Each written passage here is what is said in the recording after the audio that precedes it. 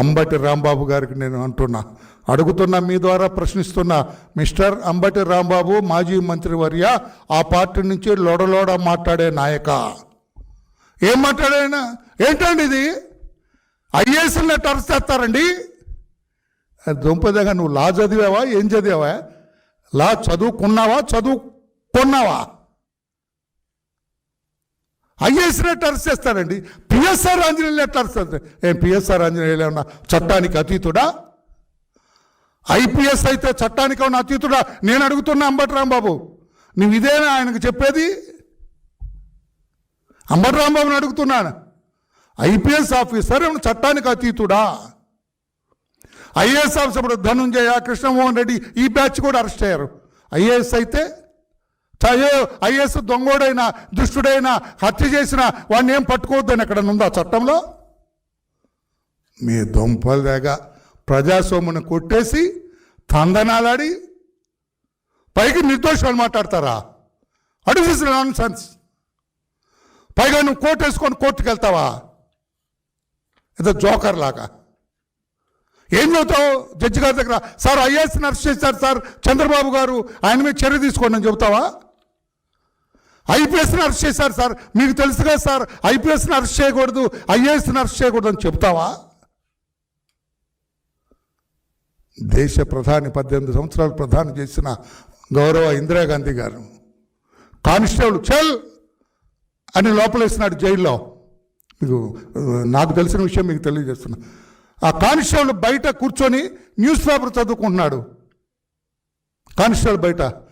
జైల్లో ఉన్న ఇందిరాగాంధీ గారు, భయ్యా थोड़ा न्यूज़ पेपर देना, मैं देखते नहीं माँ, కోర్టు से పర్మిషన్ లావు, కోర్టు నుంచి పర్మిషన్ తెచ్చుకుంటే ఈ న్యూస్ పేపర్ని గదిలోకి ఇస్తా అన్నాడు. అది చట్టం మిస్టర్ రాంబాబు. ఐఏఎస్ని అరెస్ట్ చేస్తే అట్లా, ఐపీఎస్ని అరెస్ట్ చెప్పి నీకు అర్థమైంది కదా రాంబాబు. ఇంకొక ఆయన ఉన్నాడు రాజమండ్రిలో, సకల శాస్త్రాలు చదువుకున్నానంటాడు ఆయన. తాను మేధావినని, సర్వశాస్త్రాలు తనకు తెలుసునని, గోడ మీద పిల్లిలాగా ఉంటూ తన దివంగత నాయకుడి కొడుకు ఏదో రకంగా సాయం చేసి మరలా అధికారంలోకి తీసుకురావాలని తపన పడుతూ ఉంటున్న ఆ పెద్ద మనిషికి తెలియజేస్తున్నా, ఐఏఎస్ని అరెస్ట్ చేయకూడదండి. నువ్వు పెద్ద మేధావ్యా, నువ్వు పెద్ద తెలివిగలవాడివా? ఏం సార్ గోడ మీద పిల్లిలాగా ఉంటావు నీ దొంపదేగాను. ఇంకా వస్తావా? ప్రశ్నలు మాట్లాడతావా? ఐపీఎస్ని అరెస్ట్ చేయకూడదా? ఐపీఎస్ హత్య చేస్తే వదిలేద్దామా? కోట్లు కొట్టేస్తే వదిలేద్దామా? తాగి తందనాలు ఆడితే వదిలేద్దామా? ఆడపిల్ల కొంగు లాగితే వదిలేద్దామా? ఏం లా చదివినావా? నువ్వు ఎక్కడ చదివినావా? ఏ ఊళ్ళో చదువుకున్నావు? ఏనా బుడబొక్కల కాలేజీలో చదివినట్టున్నావు. ఇలా మాట్లాడొచ్చా మీరు? లా చదివి చట్టం తెలిసిన వాళ్ళగా ప్రజల్ని తప్పుదారి పట్టిస్తారా? రిమాండ్కి వెళ్ళారు ముద్దాయిలు, 7 ముద్దాయిలు రిమాండ్లో ఉన్నారు. Record is with you, that is open record. కోర్టులో మాట్లాడు. కోర్టుకు వెళ్తే గజ గజ గజ గజ వణుకుతున్నారు సార్. కోర్టుకు వెళ్తే కోర్టులకు అర్థమైంది, ఎస్ స్కామ్ జరిగింది అక్కడ, వేలాది కోట్ల రూపాయలు దోపిడీకి గురైంది అని న్యాయస్థానాలకు అర్థమైంది. 100 కోట్లకే ఆ రకంగా బిగించిన న్యాయస్థానం వేలాది కోట్ల రూపాయలు మీరు కొట్టేస్తే ఊరుకుంటుందా?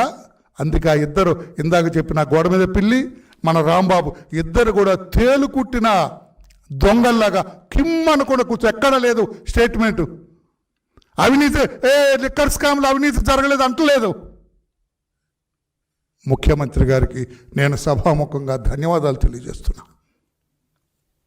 ఒక మంచి సిట్ని నిష్ణాతులైన అధికారులతోటి సిట్ వేశారు. బ్రహ్మాండంగా దర్యాప్తు జరుగుతుంది. దర్యాప్తు గురించి కాస్త కోస్తో తెలిసిన వాడుగా నేను చెబుతున్నాను. నేను బ్రహ్మాండంగా దర్యాప్తు చేస్తున్నారు. అవినీతి పరులు, ఇంకా మిగిలిన అవినీతి పరుల గుండెల్లో రైళ్లు పరిగెత్తుతున్నాయని చెప్పి కూడా నేను తెలియజేస్తున్నా. ఆ ఇన్వెస్టిగేషన్ జరుగుతుంటే మీరెందుకు గజగజ వణుకుతున్నారు? మీరెందుకు తత్తరపడుతున్నారని చెప్పి నేను అడుగుతున్నా. మీకు తెలియదు బ్రదర్, ఎప్పుడైతే ధనుంజయ రెడ్డి ఐఏఎస్, కృష్ణమోహన్ రెడ్డి ఆయన కూడా ఐఏఎస్ వచ్చింది కదా, ఆయన తహసీల్దార్గా ఉన్నప్పుడు ఏదో వెలగబెట్టాడంట, ఈరోజు చూశాను. అందులోకి నేను వెళ్ళట్లేదు, చాలా ఇట్లా తీస్తే చాలా వస్తాయి, అందువల్లలేదు.